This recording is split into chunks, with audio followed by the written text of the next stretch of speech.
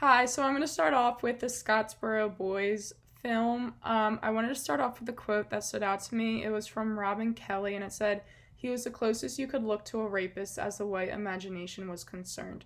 That was referencing Haywood Patterson as he was being tried.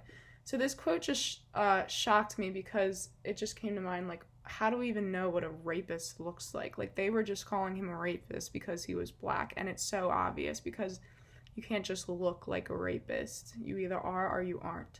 And in this case, they weren't, but they were accused of one because they were black. And that just shows the pure racism in the South and how wrong it was. Um, I also want to mention, I think this film really emphasizes well how in the South, racism was the most prominent. And this reminded me of the Langston Hughes reading because it notes how the South spread racism across America. So this was happening quite often. People from the South would come to work in the North and spread their ideas to the people in the North, furthering racism. And a quote that I think emphasizes this well is it says, "The fact is that they're black. That's what convicted them." And I think this just proves the racism in the South. So they weren't convicted because they were rapists. They were convicted because they were black.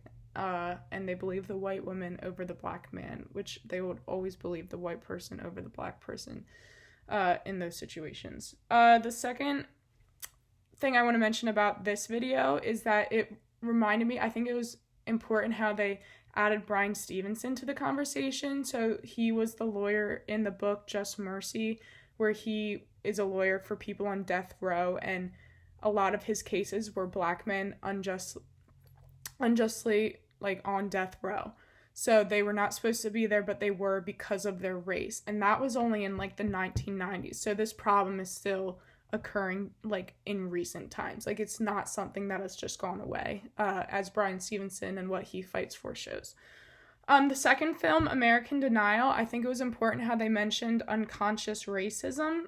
So the quote is, "You may think this about yourself, but is that really who you are?" From Zarin Banji. So like one can claim to not be racist and not have racial bias, but when put to a test, it proves that they are. I think that comes a lot from generational. You usually follow the views that your parents or grandparents have. So if they're instilling these beliefs in you, you're going to follow them. And that's where that unconscious bias comes from.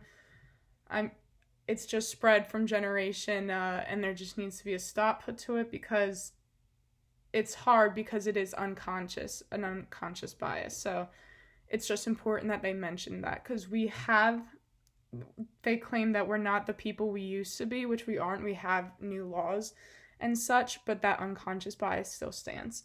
Lastly, I want to mention the part of the video. The quote is, "No matter what you do, you will be viewed and treated like a criminal." So this is referencing the poor black community. So they're born into this community and they're assumed that they're a criminal because they were born into this.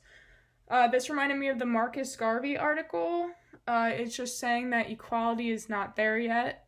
We are like, black people are still viewed by the system as criminals. This is proven in mass incarceration today and the war on drugs, because black people, I think the statistic, like 1 in 3 black men will be incarcerated, and 1 in 9 white men will be incarcerated. So a black man can be selling drugs and get incarcerated and be in jail for years, where a white guy does the same and never gets caught. And never gets incarcerated. So I think that just proves the racial bias still today, that it's still prevalent, because there are statistics around it. There are people who talk about it that know that like mass incarceration is a huge problem for black people. Yeah, thank you.